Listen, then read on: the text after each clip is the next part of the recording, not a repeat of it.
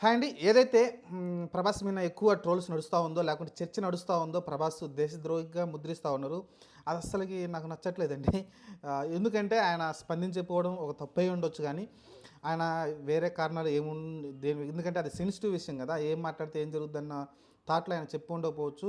కానీ అలా గాకుండా ఇది చూడంగానే దిగ్భ్రాంతి చెందాను, లేకుంటే వాళ్ళకి సానుభూతి, లేకుంటే ఇది షాకింగ్ పరిణామం అని ఏదో ఒకటి చెప్పుంటే, లేకుంటే టెర్రరిస్ట్‌లని అంతమొందించాలి, ఏదో ఒక పోస్ట్ పెట్టుంటే బాగుంటుంది. కానీ అదేం పెట్టలేదు ఆయన. ఆయన సైలెంట్‌గా అయితే ఉన్నారు ప్రస్తుతానికైతే. కానీ దాని మీద అయితే ఎక్కువ ట్రోల్ నడుస్తూ ఉంది.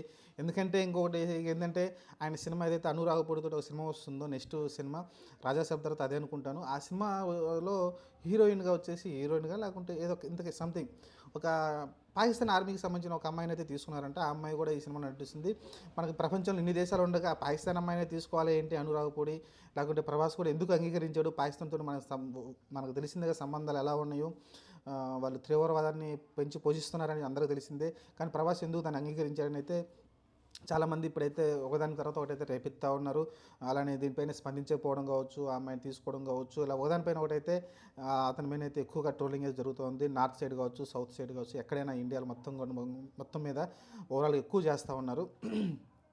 నేను చెప్పుకొచ్చేది ఒకటే. ఎందుకంటే ప్రభాస్ ఎక్కువగా ఎక్స్‌ప్రెస్ చేయడు. యాక్చువల్‌గా ఎక్స్‌ప్రెస్ చేయడు. పాన్ ఇండియా స్టార్ అయినప్పటికీ ఆయన ఒక లిమిటెడ్‌గా ఉంటైతే ఉంటాడు. మహేష్ బాబు గానీ, లేకుంటే ప్రభాస్ గానీ వీళ్ళు కొంచెం లిమిటెడ్‌గా ఉంటారు. ఎక్కువగా ఎక్స్‌ప్రెస్ చేయరు. బయటకొచ్చి ఏదైనా సమస్యలపైన దీనిపైన గానీ స్పందించరు. అటుపక్క మహేష్ బాబు ఫ్యాన్స్ కూడా దీన్ని వైరల్ చేస్తా ఉన్నారు. ఎందుకంటే మహేష్ బాబు రీసెంట్‌గా ఒక ఈడీ కేసులు వచ్చినాయి కదా! దానిపైన ఏదో కొంచెం మనీ సంబంధించి సరే దీని మీద కూడా కొంచెం చర్చ నడుస్తూ ఉంది. ఓవరాల్‌గా ఏదేమైనప్పటికైతే నా ఉద్దేశం ప్రకారం అయితే ఆయన స్పందించాల్సింది. ఏదో ఒక చిన్న నోట్ అయినా, చిన్న వీడియో అయినా స్పందించాల్సింది. హ్మ్. అది చేయకపోవడం తప్పే. కానీ అంత పెద్ద తప్పు కాదు. ద్రోహం కింద దాన్ని చిత్రీకరించడం అనేది అది జస్ట్ ఆయన ఎదుగుదలని ఓర్చుకోలేని కొంతమంది దాన్ని అలా చిత్రీకరించారు తప్ప, దాన్ని మనం పెద్దగా సీరియస్‌గా తీసుకోవాల్సిన అవసరం అయితే లేదు.